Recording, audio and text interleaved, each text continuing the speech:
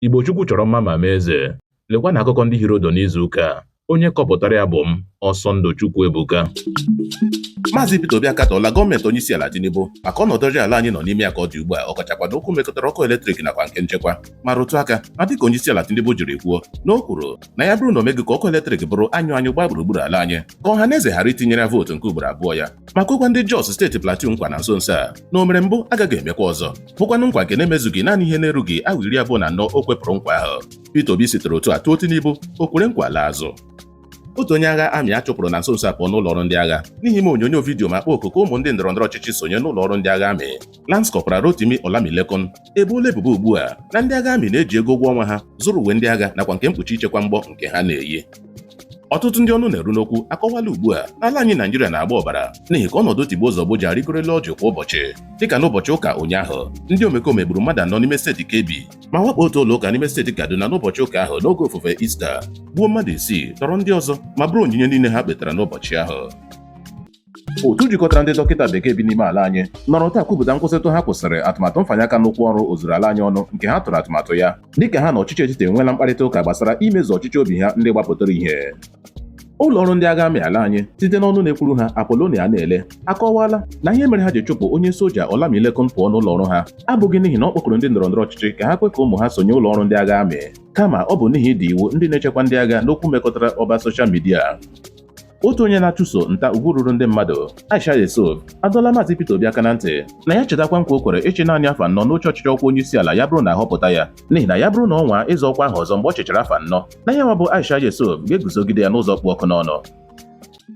Otu pati ADC na ndị nkwado ha nọrọ taa amalite njegharị iwe na Abuja bụ nke a kpọrọ ịnọbichi isi ụlọ ọrụ INEC, oku ka mepụta nrịtụ n'oche ọrụ ya ma dọọ Tinubu na ụlọ ọrụ INEC aka na ntị na ala anyị Naijiria agaghị enwe naanị otu pati ndọrọndọrọ ọchịchị. Ka ọ dị, Peter Obi, Atiku, Kwankwaso, Amaechi, David Mark, Dino Melaye na ọtụtụ ndị ọzọ so wee wụchaa na njegharị iwe ahụ.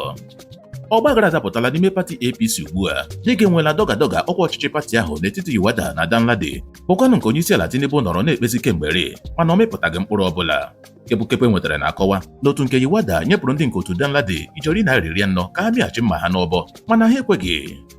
Ndị omekome na-eyi ndị ọha egwu egbuola otu onye na-azụ ahịa nke bi na Abuja, Mohammed Shaibu, ma gbuokwa nwa ya nwaanyị Fatima Mohammed nke gbara afọ 19 n'agbanyeghị na ha natala ndị naira 12 iji tọhapụ ya. Ndị ezinụlọ ya na-akwa akwarịrị ugbu a na ha rechapụrụ ụlọ ahịa dị n'ahịa Dede Abuja, ụgbọala ya nakwa ụlọ ọrụ mmepụta pure water ya iji nweta ego ahụ. Mba Israel, mba US na mba Iran enweela nkwekọrịta ịkwụsịtụ nkwarịta mgbọ na nke ogbunigwe gaa izu ụka abụọ, dịka mba Pakistan bụ ha nọ n'isi mkparịta ụka udo ahụ. Otu pati ADC nke Nafi Bala nọ n'isi ya nọrọ taa mee njegharị iwe n'isi ụlọ ọrụ INEC dị n'Abuja ma kpọọ oku ụlọ ọrụ INEC n'obere ụlọ ikpe isi dịka a kpọkwara oku ka ndị nke otu David Mark nọ n'isi ya hapụ pati ADC aka. Maka ọ dị, ndị nke otu David Mark nọ n'isi ya efuola ntụtụta na ha ga-aga n'ihu na atụmatụ ịhazi ọgbakọ ezumezu ha iji họpụta ndị ga-eji aha pati ahụ zọọ ọkwa n'ime afọ 2027 ya bụrụgo nnu n'ụlọ ọrụ INEC ajụ isonye n'ọgbakọ ahụ. Ndị otu Boko Haram awakpola ogbe ndị agha nọ ọchịchị kansụl Kaga nke steeti Borno n'abalị ụnyaahụ ma gbuo otu onye isi okpukpo ndị agha amị, Brigadier General Brema. N'agbanyeghị nkwa onye minista ọkụ eletrik Adebayo Adelabu kwepụrụ na ọkụ eletrik ga-amalite ịnwụpụ anyụ n'oge na-adịghị anya, ka ọ dị izuụka abụọ agafela o kwere nkwa ahụ mana ọkụ eletrik abụkwa pinyo gbaa gburugburu ala anyị.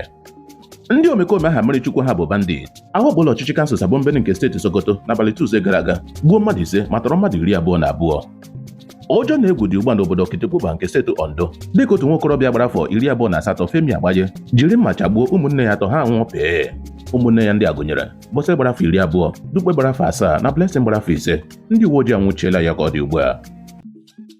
Ụlọ ọrụ ndị uwe ojii dị na steeti Kebbi ekwuola na mmadụ 44 nwụrụ n'oge ndị omekome na-eyi ndị ọha egwu wakporo obodo ndị dị n'ọchịchị kansụl Shanga. Maka ọ dị dayọsis ụlọ ụka Katọlik dị na Kotongora akwalakwa arịrị na mmadụ ruru 24 ka e gburu n'obodo Debe nke ọchịchị kansụl Shanga steeti Kebbi, ọ bụghị mmadụ 4 dịka ndị uwe ojii kwuru. A ga-echeta na ndị omekome awakporo ọchịchị kansụl ahụ n'ụbọchị ụka Ista gbuo ọtụtụ ndị ụka Kraịst, ndị Alakụba na ndị okpukpe ọdịnala.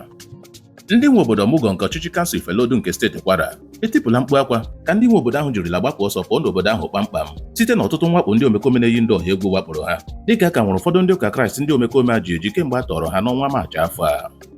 Onye isi okpukpe ụlọ ụka Katọlik gbaa gburugburu ụwa niile, Pope Leo nke 14 ga-amalite njem nleta abalị 11 gaa mpaghara Afrịka malite n'abalị 13 ruo abalị 23 nke ọnwa a, dịka a na-atụ anya na ọ ga-awụcha mba Algeria, Cameroon, Angola na Equatorial Guinea. Ọ bụ bụ akụkọ ndị Hịrị n'izu ụka a. Sonyere anyị na YouTube, Facebook nakwa WhatsApp chanel anyị na Akụkọ n'asụsụ Igbo.